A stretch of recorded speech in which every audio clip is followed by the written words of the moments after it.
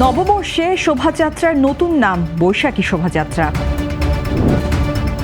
RAB থাকবে কিনা সিদ্ধান্ত সরকারের, জানালেন নতুন মহাপরিচালক। প্রধানমন্ত্রীর সঙ্গে মার্কিন রাষ্ট্রদূতের সৌজন্য সাক্ষাৎ। দোকানপাট ও শপিং মল খোলা রাখার নতুন সময় জানালেন জ্বালানি প্রতিমন্ত্রী। কুমিল্লায় একসঙ্গে 3 বাসে আগুন। যুক্তরাষ্ট্র ইসরায়েলের 107 ড্রোন ধ্বংসের দাবি ইরানের। বিসিবিতে পদত্যাগের হিড়িক, দায়িত্বে অনড় থাকবেন সভাপতি। শুভ সন্ধ্যা, স্বাগত জানাচ্ছি বাংলাদেশ প্রতিদিন সংবাদে। এতক্ষণ শুনছিলেন সংবাদ শিরোনাম, এবারে বিস্তারিত। 200-র বেশি সার্ভিস ও ফিচারে লেনদেনের সব বিকাশ অ্যাপে সম্ভব।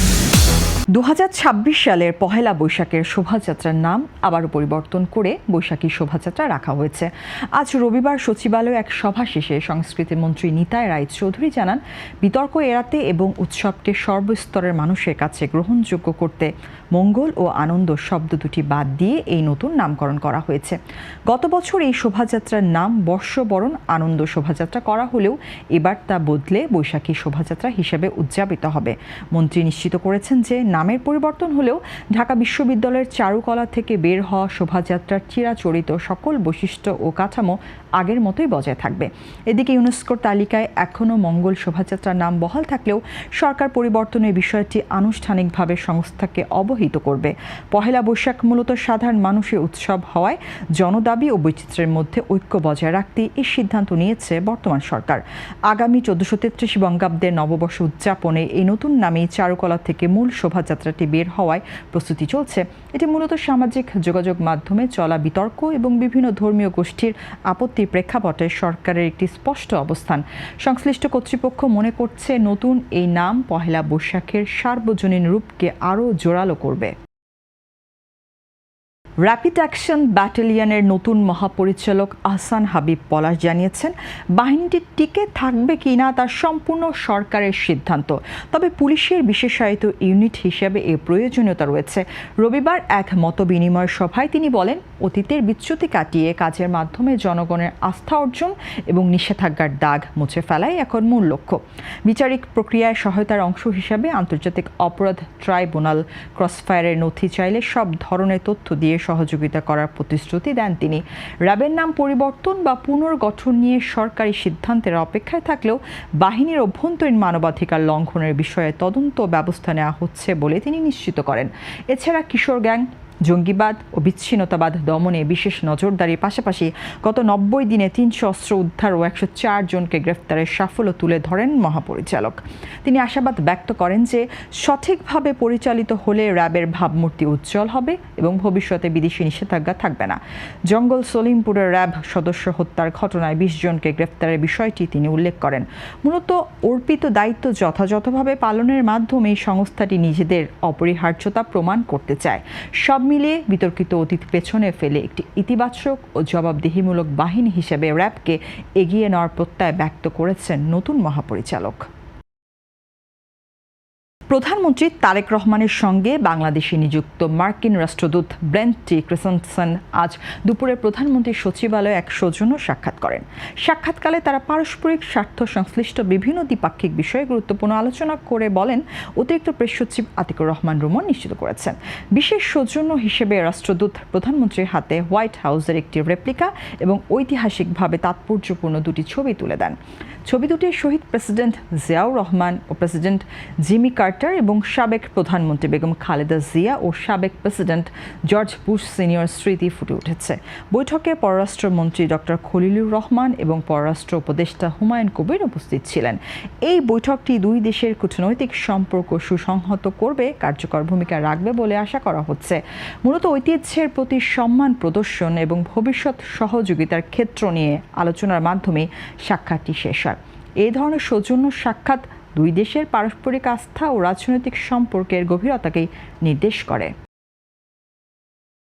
দেশের সব ধরনের দোকানপাট ও শপিং মল সন্ধ্যা ৬টার পরিবর্তে রাত ৭টা পর্যন্ত খোলা রাখা যাবে বলে জানিয়েছেন জ্বালানি ও বিদ্যুৎ প্রতিমন্ত্রী অনিন্দ্য ইসলাম অমিত। আজ রবিবার সচিবালয়ে সাংবাদিকদের তিনি জানান, মধ্যপ্রাচ্যের যুদ্ধের কারণে সৃষ্ট জ্বালানি সংকটে আগে সন্ধ্যা ৬টায় দোকান বন্ধের সিদ্ধান্ত হলেও ব্যবসায়ীদের দাবির মুখে প্রধানমন্ত্রী তা পুনর্বিবেচনা করেছেন। এর আগে বাংলাদেশ দোকান ব্যবসায়ী মালিক সমিতির নেতারা রাত ৮টা পর্যন্ত সময় বাড়ানোর অনুরোধ জানিয়ে জ্বালানি মন্ত্রীর সঙ্গে বৈঠক করেছিলেন।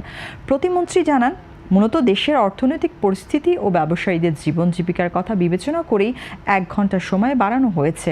ব্যবসায়ীরা প্রয়োজনে সকালে দেরি করে দোকান খোলার প্রস্তাব দিলেও সরকার আপাতত রাত ৭টা পর্যন্ত সময়সীমা নির্ধারণ করেছে। আজকের এই ঘোষণার ফলে পূর্ব নির্ধারিত সন্ধ্যা ৬টার পরিবর্তে এখন থেকে নতুন সময়ে বাজারঘাট ও শপিং মল বন্ধ হবে। এই সিদ্ধান্তের ফলে আসন্ন উৎসবের আগে ব্যবসায়ীরা কিছুটা স্বস্তি পাবেন বলে আশা করা হচ্ছে।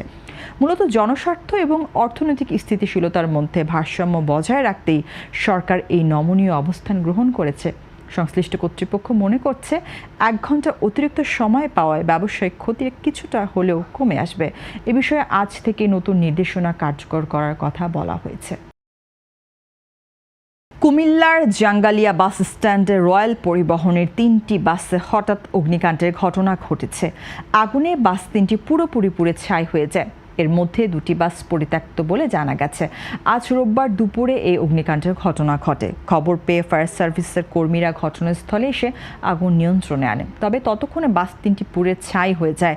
ফায়ার সার্ভিস ও সিভিল ডিফেন্স কুমিল্লার স্টেশন কর্মকর্তা মোহাম্মদ ইদ্রিস বলেন, তিনি দুপুর ১টা ২৫ আমরা প্রথম অগ্নিকাণ্ডের খবর পাই। সঙ্গে সঙ্গে পার্শ্ববর্তী ইপিজেড এলাকার ফায়ার স্টেশনকে খবর দেওয়া হয়। সেখান থেকে ২টি ইউনিট ঘটনাস্থলে এসে আগুন নিয়ন্ত্রণে কাজ করে। পরবর্তীতে বাগিচা গাঁও স্টেশন থেকে আরও একটি ইউনিট এসে স্থানীয়দের সহায়তায় আগুন নিয়ন্ত্রণে আনে। তবে কিভাবে আগুনের সূত্রপাত ও কী পরিমাণ ক্ষয়ক্ষতি হয়েছে তা তাৎক্ষণিক জানা যায়নি। স্থানীয়রা বলছেন, এই বাস স্ট্যান্ডে বিভিন্ন বাসে প্রায় মাদকের আসর বসে।